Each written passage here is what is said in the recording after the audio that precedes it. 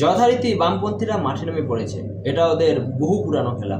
অভয়া কেসের পর মানুষ যখন ক্ষোভে ফুঁসছে শাসক দলের উপরে, সেই সময় মাঠে নেমে বামপন্থীরা ছড়িয়ে দেয় অরাজনৈতিক আন্দোলনের তত্ত্ব। খুব সুরাচুভাবে শাসক দলের দুর্নীতি ও অত্যাচারের বিরুদ্ধে মানুষের রাগকে ড্রেন আউট করে দেওয়া হয় সো কল পুরুষতন্ত্র, রাতে বেরোতে নিষেধাজ্ঞা সহ হাবি জাবি সব কিছুর বিরুদ্ধে।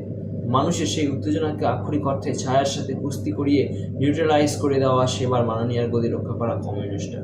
এইবারও সে একই গল্প। দীপু ছেলেটাকে মেরে জ্বালিয়ে দেওয়া হলো, পরিবারের সামনে মারা হলো, পরিবারের সামনে জ্বালিয়ে দেওয়া হলো। করলো কারা?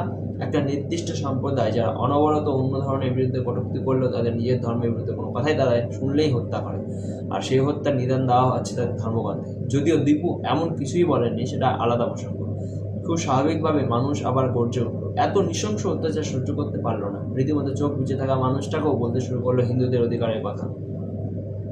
আর ঠিক সেই সময় আগের মতে মাঠে নামলো রাখেল বামপন্থীরা। আজ দেখলাম অনেক জায়গায় মিছিল করছে দীপুর জন্য, কিন্তু ইন্টারেস্টিং ভাবে কোনোভাবেই কারা ছেলেটাকে মেরেছে সেই সম্প্রদায়ের নামই নেই, মানে জাস্ট নেই।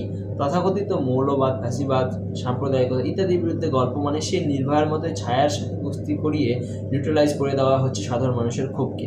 আর মাঝে মধ্যে ভাবি কাজ আমি ডাক্তার হতাম, কোনো বামপন্থী আসতো আমার কাছে চিকিৎসা করাতো, আমি বলতাম জীবাণু হরিত রোগ। কোন জীবাণু? ভাইরাস নাকি ব্যাকটেরিয়া? কোন ভাইরাস কোন ব্যাকটেরিয়া এই কথা বলা যাবে না, বললে নিরপেক্ষতা নষ্ট হবে।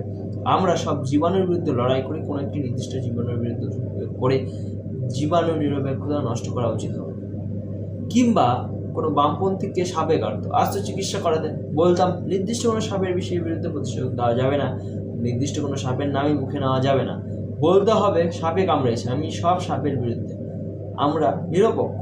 নির্দিষ্ট সাপের নাম বলে নির্দিষ্ট সাপের বিষয়ের বিরুদ্ধে প্রতিষেধক দিয়ে আমি আপনার নিরপেক্ষতা নষ্ট করতে পারবো না।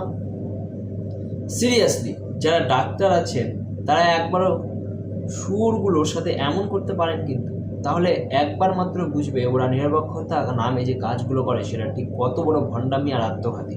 নিরপেক্ষতা বলে দুনিয়ায় যে কিছু হয় না সেটা তাহলে বুঝতো এরা।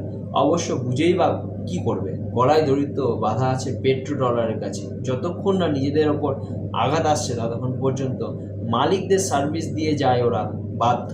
কত হাজার হাজার তবে এই বামপন্থী জন্মায় সেটা একমাত্র ভগবানই জানে।